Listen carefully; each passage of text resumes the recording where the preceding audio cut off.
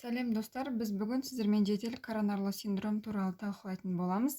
Ең алдымен науқас ауруханаға келген кезде 24 сағатқа дейін стенокардия немесе миокард инфарктінің түрлері деген диагнозды қоймаймыз. 24 сағатқа дейін осы жедел коронарлы синдром деген диагнозды қоятын боламыз.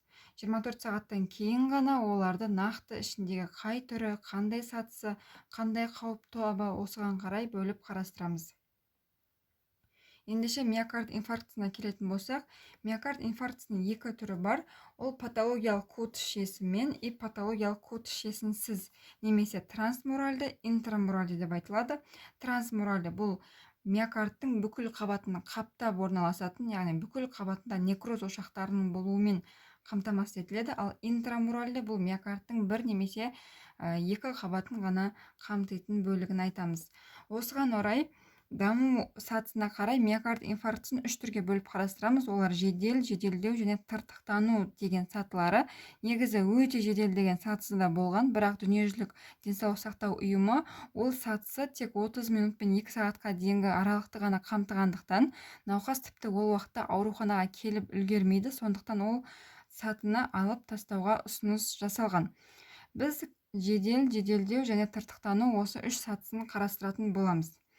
Ең алдымен қалыпты ЭКГ лентасында П тішеміз, Q, R, S және Т тішеміз болады. Бұл қалыпты жағдайда.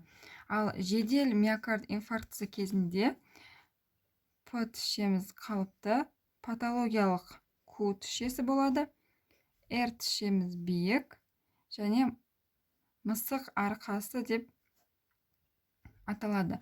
Бұл жедел сатысында көрініс береді.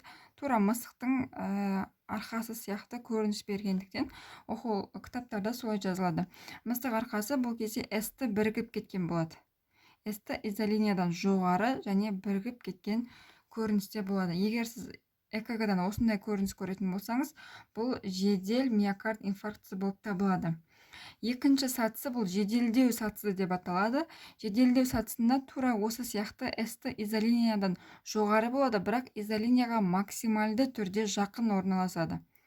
Мына жерге сызайын. П тішеміз, Q патологиялық Q тішесі және R изолиния мына жерде орналасатын болса,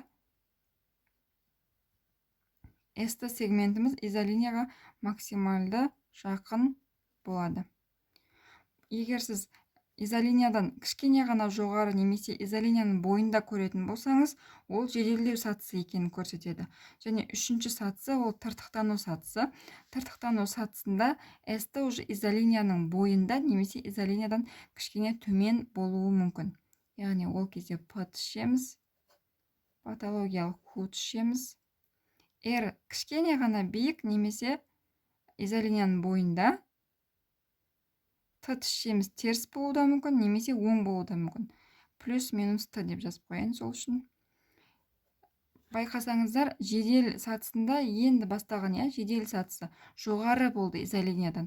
Ал жеделдеу сатысында изолиниядан кішкене ғана жоғары болды. Ал тыртықтану сатысында изолинияның бойында немесе кішкене изолиниядан төмен болады.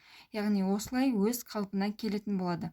Миокард инфарктісі болған кезде сол жүректің миокард бөлігіндегі орналасқан некроз ошақтары кейіннен олар эктопиялық ошақтарға айналуы мүмкін. Эктопиялық ошақ дегеніміз бұл қалыпты жағдайда ритм өндірмеу керек, бірақ патологиялық жағдайда ритм өндіретін ошақтар, яғни олар кейіннен аритмияға алып келеді. Және миокард инфарктісін тек ЭКГ-ға қарап анықтамаймыз, себебі ол кезде миокард инфарктісіне тән өзіндік маркерлары бар. Ең біріншісі тропонинға қарайтын боламыз. Тропонин I және тропонин T деген екі маркеріміз бар. Олар бастапқы 2 сағаттың ішінде көрініс береді. Екінші миоглобинге қараймыз. Ол 2 сағаттан кейін.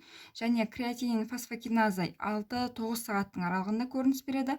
Одан ары қарай ALT, AST, гликоген фосфолипаза осы 4 маркерларға қарап анықтайтын боламыз. Яғни сіз ЭКГ лентасынан миокард инфарктісін көрсеңіз, нақты диагнозды сразу қоймаймыз и маркерларға плюс анализ тапсырып, егер ол кезде де оң нәтиже беретін болса, сол кезде нақты диагнозды қоятын боламыз. Сіздермен келесі сабақта стенокардияның түрлерін және олардың ЭКГ-дағы көріністерін талқылайтын боламыз. Егер видео ұнаған болса, каналға тіркеліп лайк басып кетіңіздер. Сіздермен бірге болған Гүлбану Ғаниқызы.